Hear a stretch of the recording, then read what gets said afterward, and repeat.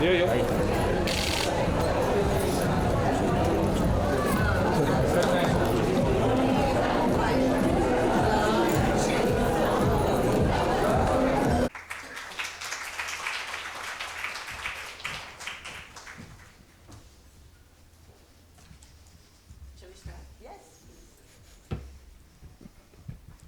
आदाब।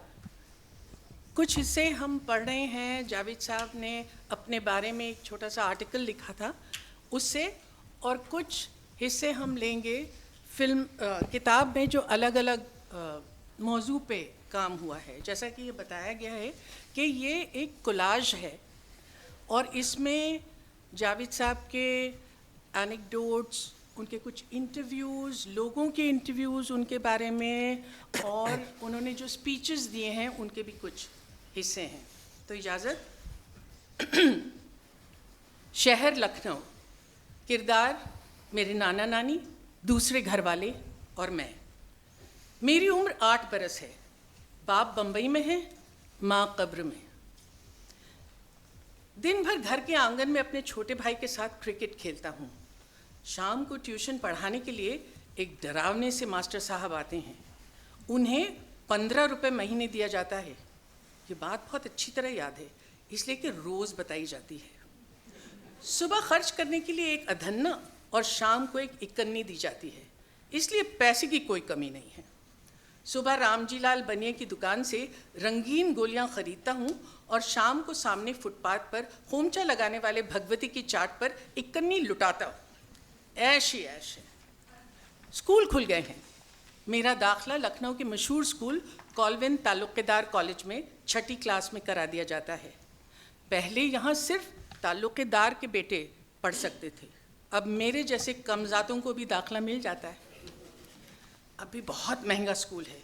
मेरी फ़ीस 17 रुपये महीने है। ये बात बहुत अच्छी तरह याद है, इसलिए कि रोज़ जाने दीजिए। मेरी क्लास में कई बच्चे घड़ी बांधते हैं। वो सब बहुत अमीर घरों के हैं। उनके पास कितने अच्छे अच्छे स्वेटर हैं। एक के पास तो फाउंटेन पेन भी है। ये बच्चे इंटरवल में स्कूल की कैंटीन से 8 आने का चॉकलेट ख़रीदते हैं। अब भगवती की चाट अच्छी नहीं लगती। कल क्लास में राकेश कह रहा था उसके डैडी ने कहा है कि वो उसे पढ़ने के लिए इंग्लैंड भेजेंगे। कल मेरे नाना कह रहे थे, अरे कमबख्त, मैट्रिक पास कर ले तो किसी डाकखाने में मोहर लगाने की नौकरी तो मिल जाएगी। उस उम्र में जब बच्चे इंजन ड्राइवर बनने का ख्वाब देखते हैं, मैंने फ़ैसला कर लिया है कि बड़ा होकर अमीर बनूंगा। Bombay Central, the city of Bombay. Characters, film industry, friends, foes, and I. I get off at Bombay Central Station on 4th October 1964. A verdict about my life is to be delivered in this courtroom. I have to leave my father's house 6 days after arriving in Bombay. I have 27 paise in my pocket. I am happy that if one day I were to have 28 paise in my pocket, I would be in profit, and the world in loss. It's been 2 years since I have been in Bombay, but I have no roof over my head and no assurance of food, although I have written the dialogues for a small film at a salary of rupees 100 a month. Sometimes I get work as an assistant somewhere. I get some small odd job somewhere, sometimes not even that. I have come to a producer's office in Dadar to ask for the money that is owed to me. He had asked me to write some comedy scenes for his film. The scenes will go under the name of the famous writer who is writing the film. The office is closed. I have to go back to Bandra, which is quite far. I have just about enough money to either buy a bus ticket or eat something. But then I will have to go back on foot. I buy some chana and fill my pocket. Then I set off on my journey on foot. As I pass by the gate of Kohinoor Mills, I think, perhaps everything will change, but this gate will remain. One day, I shall go past this very gate in my car.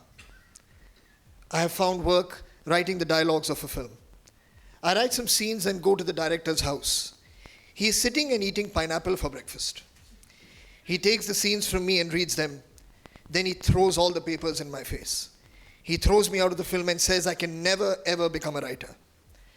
As I walk in the blistering sunlight, I wipe a tear from the corner of my eye and tell myself that one day I will show this director that then I don't know why, but the thought enters my mind, does this director eat pineapple every day for breakfast?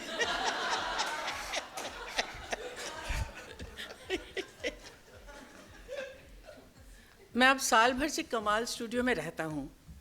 Compound में कहीं भी सो जाता हूँ, कभी किसी बरामदे में, कभी किसी पेड़ के नीचे, कभी किसी बेंच पर। आजकल एक कमरे में सोने का मौका मिल गया है।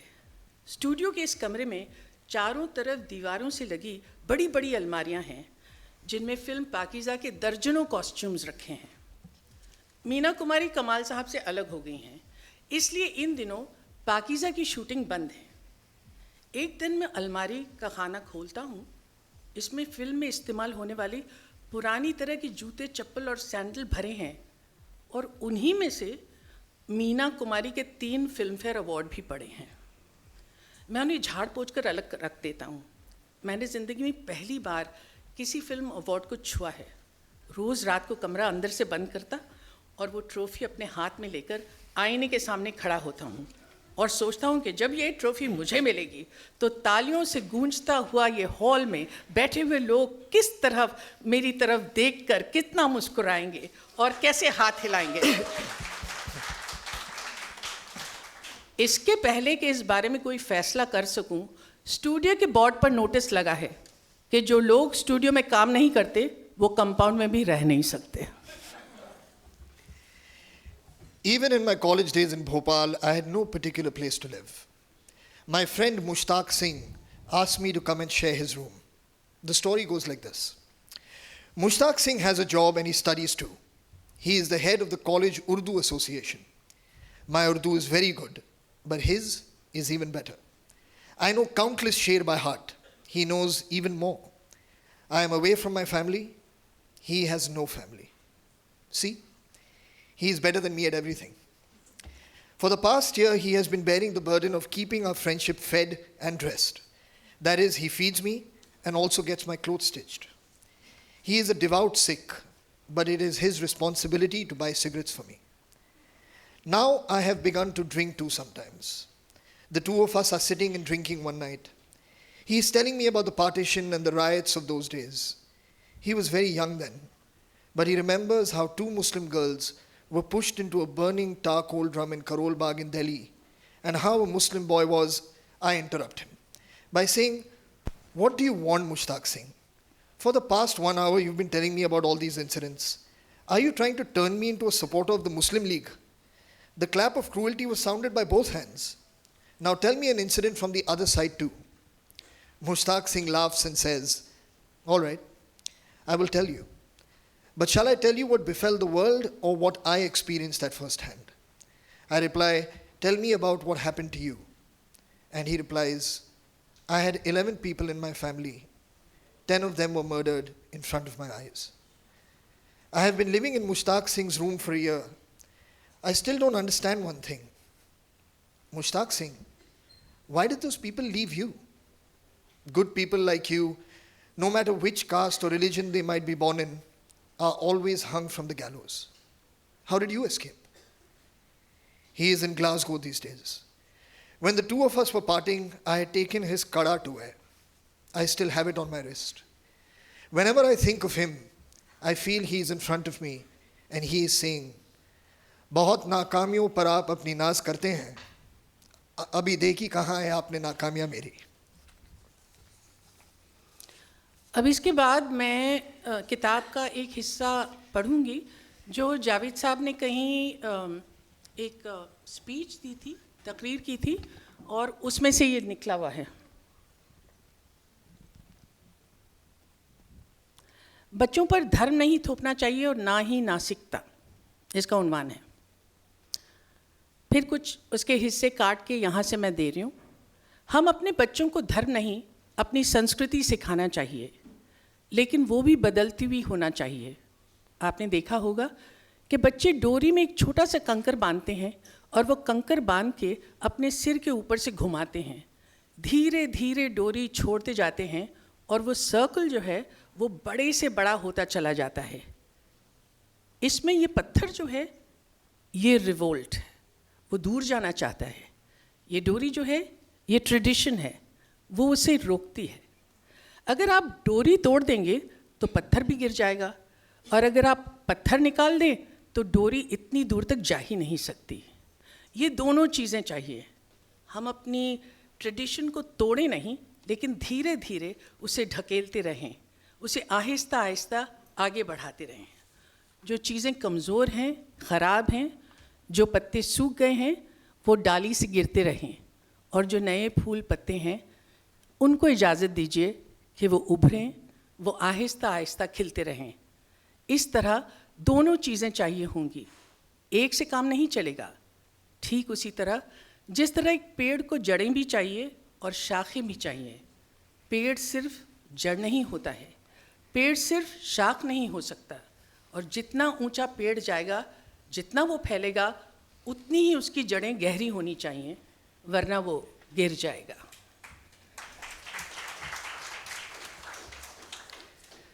Poetry happens when language dreams.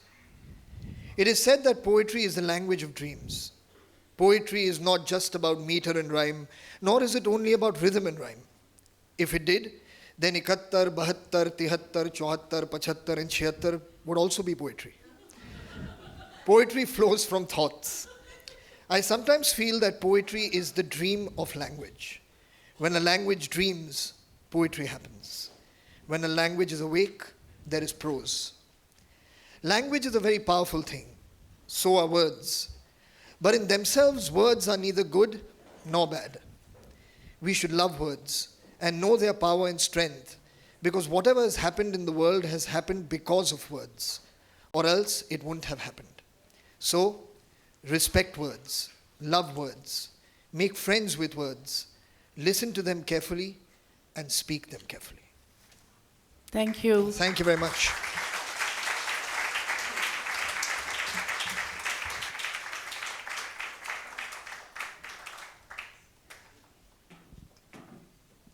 अच्छा, अजीब बात है कि शाम पोइट्री के बारे में है, शाम जावेद साहब के बारे में है, और शबाना जी आपके फूलों से, आपके बालों से फूल गायब है आज, जिन्होंने ट्रांसलेट किया है। और अरविंद मंडलोई जी प्लीज स्टेज पे आए।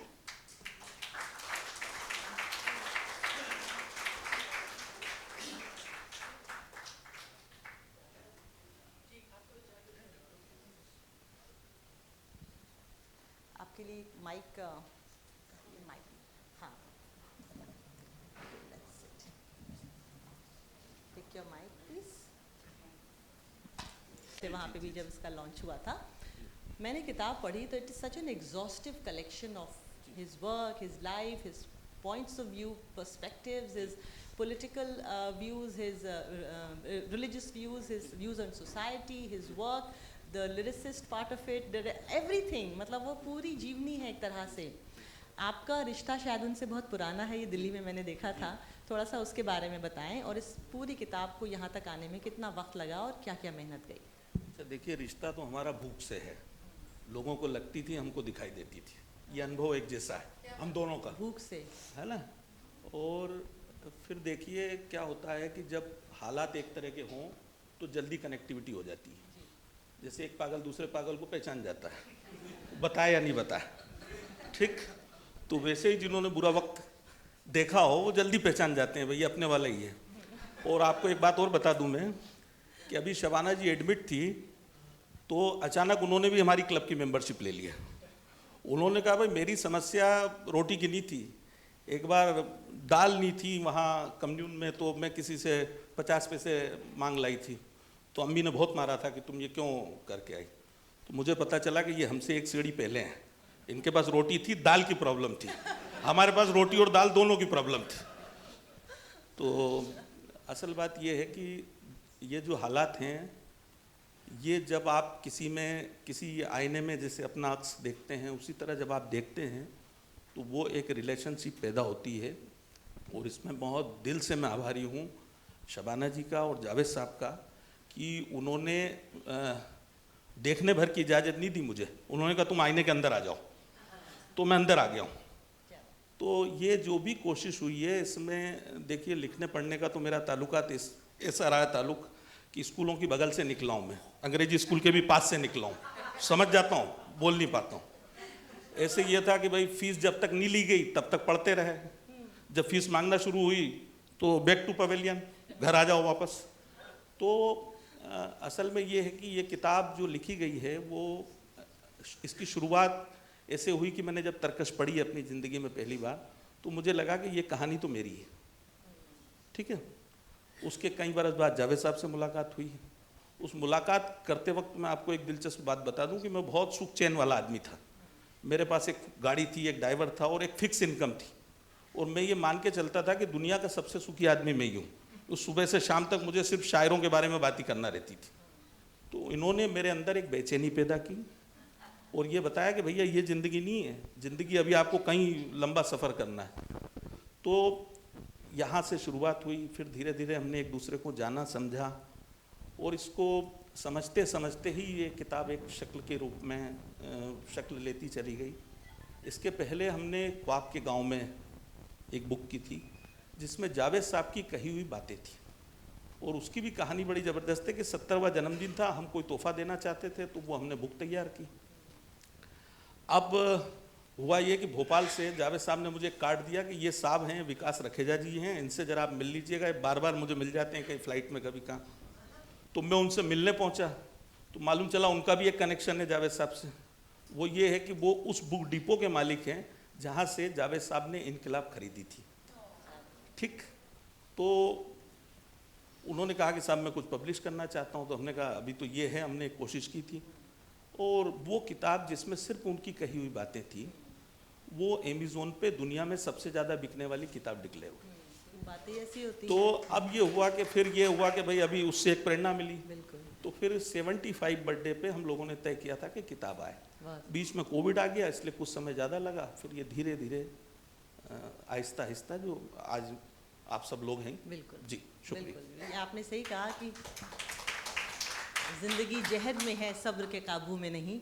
और उसका भी एक लाइव एग्जांपल जावेद साहब हैं, क्योंकि हर वक्त या तो फ्लाइट में होते हैं या एयरपोर्ट पे होते हैं या यहाँ होते हैं या वहाँ होते हैं, और उनकी उम्र में ऐसा कर पाना नहीं, ऐसा सोच पाना ही बहुत बड़ी बात है। उम्र का दाखला मत नहीं कर जी बेहतर।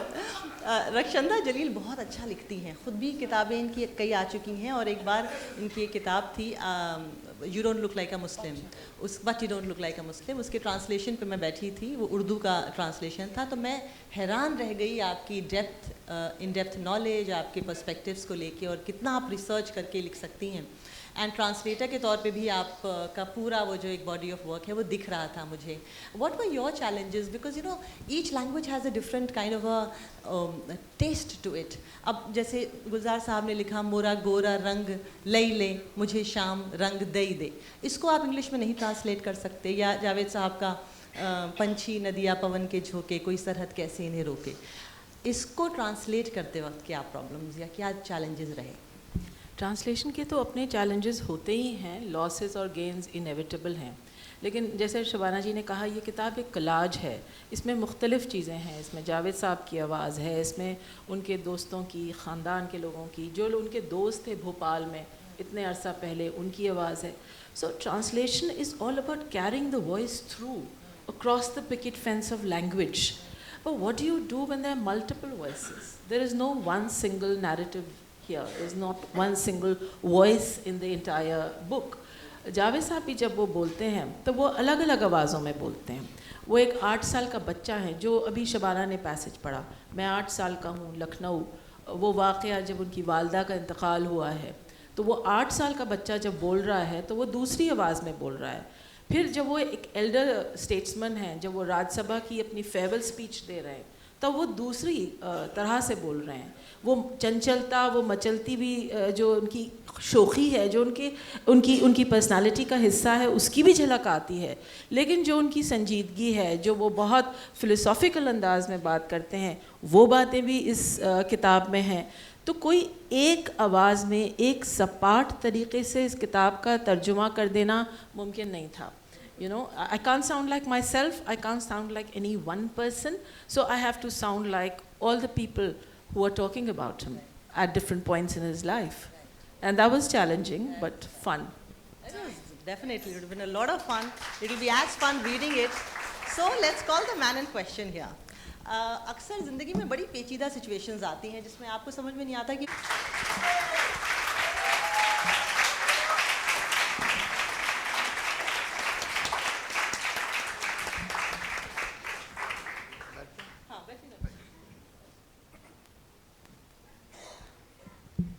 मैं बैठने से पहले तो सबसे पहले गुलजार साहब का शुक्रिया अदा करना चाहूँगा।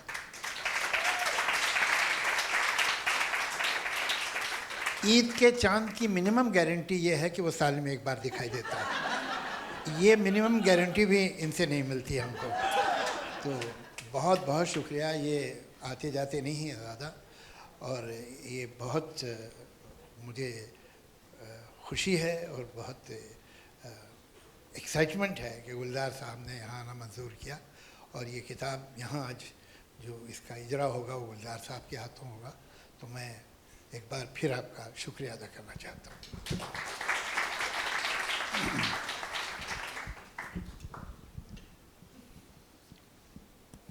फरमाइए।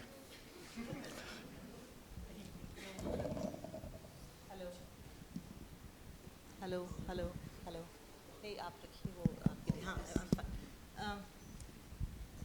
जावेद साहब, हमारे ऊपर जब किताब लिखी जाती है तो अक्सर हम लिखने वाले के साथ बैठते हैं कि भाई लिख क्या रहे हो, बता तो दो।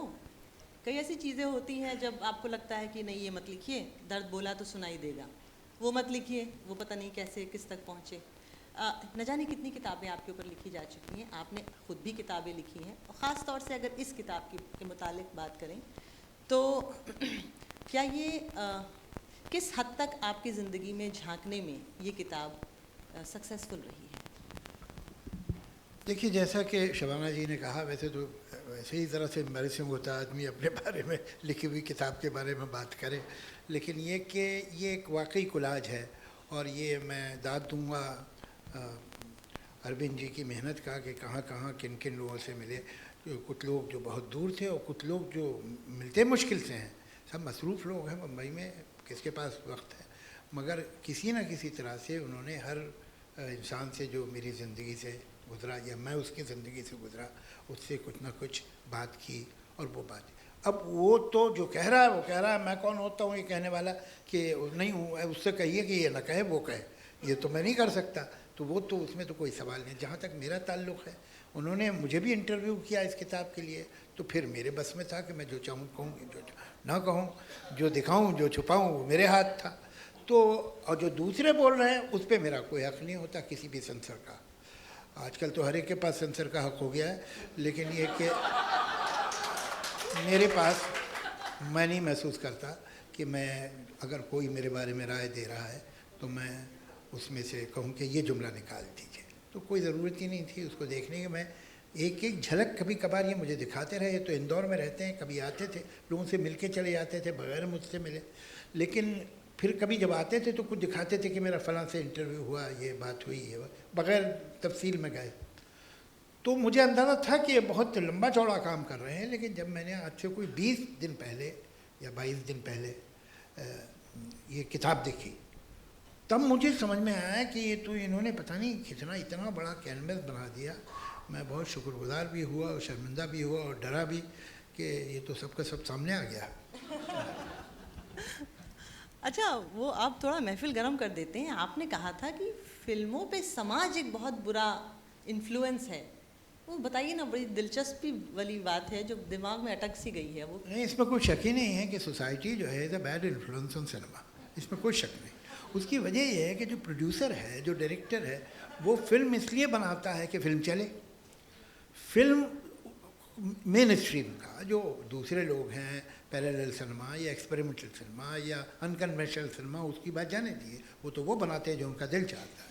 लेकिन जो कमर्शियल मेन स्ट्रीम सिनेमा है वो दुनिया में बनता है कि भाई ये लोगों को अच्छा लगे। तो उसको ये परवाह होती है कि लोगों को क्या अच्छा लगेगा, और लोग मैसेज देते हैं इनडायरेक्टली कि क्या चला और क्या नहीं चला, क्या अप्रिशिएट हुआ, क्या नहीं अप्रिशिएट हुआ। आप ये देखिए, यही मुल्क था, यही समाज था। इसमें 2 बीघा ज़मीन नाम की एक फ़िल्म बनी थी, और वो फिल्म सुपरहिट फिल्म थी। 2 बीघा ज़मीन जैसी फिल्म बनाने वाले आज नहीं है, शायद कोई बना भी ले, लेकिन वो इतनी बड़ी सुपरहिट होगी इसमें मुझे शक है। किस्सा ये है कि 50s और 60s में जो हमारी मिडिल क्लास थी वो एजुकेटेड मिडिल क्लास थी। वो फर्स्ट जनरेशन एजुकेटेड नहीं थी, बल्कि 2 जनरेशन और 3 जनरेशन एजुकेटेड थी। वो एक्सटेंडेड फैमिली थी लैंडेड जेंट्री की, कि जिनके लोग गांव से ताल्लुक़ था लेकिन शहर में रहने लगे थे। वो या तो सिविल सर्वेंट्स थे, या डॉक्टर्स थे, या इंजीनियर्स थे, या यूनिवर्सिटी के प्रोफेसर्स थे। मिडिल क्लास में आप बग़ैर किसी के काम के अर्बन मिडिल क्लास में आप दाखिल ही नहीं हो सकते। तो ये अर्बन मिडिल क्लास सिनेमा को पेट्रोनाइज करती थी। वो पढ़े लिखे लोग थे। होता क्या, इंडस्ट्रियलाइजेशन, लाइफ भी पैकेजेस देती है, हर पैकेज में कुछ अच्छा कुछ बुरा होता है। इंडस्ट्रियलाइजेशन हुआ तो बहुत से लोगों में खुशहाली आई। वो खुशहाली आई कि जो बड़ी कंपनियां होती हैं अगर साइकिल बना रही है तो साइकिल की तीलियां वो खुद नहीं बनाती, वो किसी को ठेका दे देती हैं कि तुम हमको 3 टन तीलियां हर साल दोगे। वो उस आदमी का जो टेक्नीशियन था, जो नेसेसरीली एजुकेटेड नहीं था, उसको जब ये ठेका मिला तो वो मिडिल क्लास में आ गया। अब ये आदमी फर्स्ट जनरेशन एजुकेटेड है या शायद एजुकेटेड नहीं है, सिर्फ मैट्रिक पास है। ये इतने लोग हो गए, कोई 15 करोड़ आदमी 80s में मिडिल क्लास में हिंदुस्तान में एंटर हुए। उनकी एस्थेटिक्स एजुकेटेड आदमी की एस्थेटिक्स नहीं थी। तो चाहे वो सिनेमा हो या फिल्म के गाने हों या पॉलिटिक्स हो, वो सब चेंज हुए और उनका म्यार कुछ और हो गया, स्टैंडर्ड और एस्थेटिक चेंज हो गया। अब इनके बच्चे अच्छे स्कूलों में पढ़े। अब आप देखिए धीरे फिर 10 साल 15 साल में बच्चे तो 15-16 साल की 18 साल की उम्र में टेक ओवर कर लेते हैं थिएटर्स को, और इनकी जेब में बच्चों के पैसे भी थे। हमें तो 15 साल की उम्र में मुश्किल होता था थिएटर सिनेमा हो जाना, इनको नहीं है, इनके पास पैसा है, इनके माँ बाप के पास पैसा है तो इनके पास भी है। अब ये जो है, तो आपने देखा कि जब हमारा आदित्य चोपड़ा ने फिल्में बनाई, जब हमारे करण जौहर ने फिल्में बनाई, उसके बाद जब फरहान ने फिल्में बनाई, उसके बाद जोया ने फिल्में बनाई, तो स्टैंडर्ड कुछ और होता चला गया। ये बच्चे जो बड़े हुए थे ये पढ़े लिखे थे। तो पहले वो सोफिस्टिकेशन स्किन डीप था, लेकिन अब मैं देखता हूँ कि वो गहरा होता चला जा रहा है।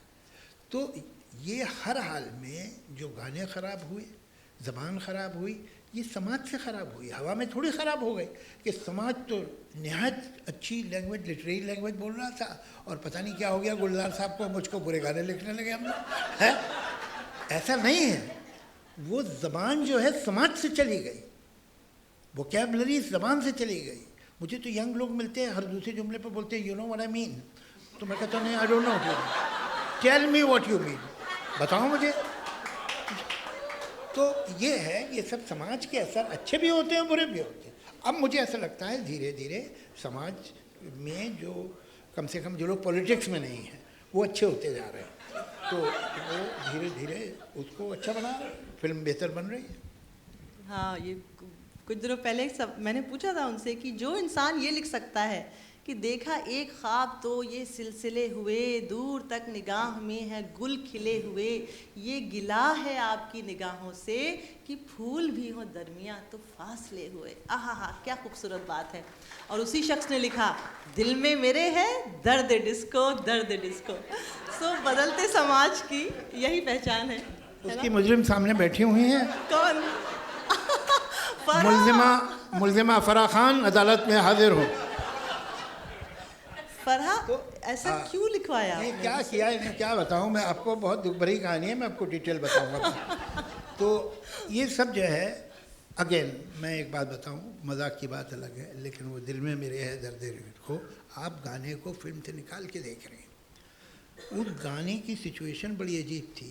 एक हीरो है जो चल भी नहीं सकता ठीक से, मगर वो स्क्रिप्ट सुन के कहता है इसमें एक डिस्को का गाना होना चाहिए। अब ये बेवकूफ़ी की बात, तो कहते साहब आपके तो ये फिजिकल हैंडीकैप है, इसमें कैसे हो, ड्रीम सीक्वेंस डालो, कुछ भी करो, तो गाना तो डिस्को का होना ही चाहिए। तो हमें ये कोशिश थी कि पूरा गाना मीनिंगलेस हो, मतलब इवन अंतरे में कोई मीनिंग ना निकले। दिस वॉज आवर एफर्ट कि कोई ऐसी लाइन हो, क्योंकि हम ये सिचुएशन की एब्सर्डिटी को इलाज कर रहे हैं। अब आपने उसे जब अलग निकाल के आप सुनती तो कह रही है क्या दिल में मेरे दर्द डिस्को, वो वही चाहिए था सिचुएशन में, तो वो उस नैरेटिव का हिस्सा था। बिल्कुल। वो हसीना वो परी दिल में जादूगरी, बिल्कुल। नो, आप सही कह रहे हैं, यू सेड दैट राइट। आगे बढ़ते हैं। 1971 में एक फिल्म आई थी अंदाज़, जिसमें शम्मी कपूर, राजेश खन्ना, हेमा मालिनी जी थे। अब आज के ज़माने में अगर आप बात कहें कि भाई फ़लाने का तलाक हो गया है, डिवोर्स हो गई है, दूसरी शादी करा दो, तो आप भवें नहीं चढ़ाएंगे कि क्या बात कर रहे हो भाई, क्या ज़माना, कैसी बात कर रहे हो, नहीं। और आपको अगर कोई कहे कि फ़लाने के स्पाउस की डेथ हो गई है तो लड़की की शादी दूसरी करा दो, तो भी आप कोई बड़ी बात उसको नहीं समझेंगे। कोई सिंगल मदर है, उसके बच्चे बड़े हो रहे हैं, लाइफ पार्टनर नहीं है, और आप उसकी शादी की बात करेंगे तो आप बिल्कुल भी सरप्राइज़ नहीं होंगे। लेकिन 1971 में अंदाज़ फिल्म इसी चीज़ पर बात करती थी। उसमें हीरोइन के हस्बैंड की डेथ हो गई थी, उनका बेटा था, उसको ससुराल ने बाहर निकाल दिया, और जो हीरो हैं वो एक बेटी के फादर थे, और उनकी चाइल्ड बर्थ में वाइफ की डेथ हो गई थी। अब ये दो सिंगल पेरेंट्स हैं, और 1971 में उसी फिल्म पे काम किया गुलजार साहब ने, और उसी फिल्म पे काम किया जावेद साहब ने, उसकी स्क्रिप्ट लिखी, और वो फिल्म उस ज़माने की सिंगल पेरेंटहुड, और सिंगल पेरेंटहुड के बाद एक सिंगल इंसान जिसको शादी की ज़रूरत है या लाइफ पार्टनर की ज़रूरत है, उनको मिला देना चाहिए, ये बात समाज में ऐसे इंट्रोड्यूस की, जिस ज़माने में सती और बहुत सारी मैल प्रैक्टिसेस भी हमारी ज़िंदा थी। तो जो हम सलाम करते हैं और सल्यूट करते हैं गुलजार साहब को और जावेद साहब को, वो ऐसे ही नहीं करते हैं, वो इसलिए करते हैं क्योंकि इन्होंने जो चीज़ें सिनेमा के ज़रिए समाज में छोड़ी, अल्टीमेटली समाज उन रास्तों पे, अच्छे रास्तों पे चलने लगा। तो इसी बात पे गुलजार साहब को मैं एक बात मैं कहना चाहूँगा, देखिए आप मुझे थोड़ा ज़्यादा क्रेडिट दे रही हैं उस फिल्म में, इतना है नहीं। गुलजार साहब का जहाँ तक ताल्लुक़ है, हम तो मुझे याद है इनका जो गाना था मेरा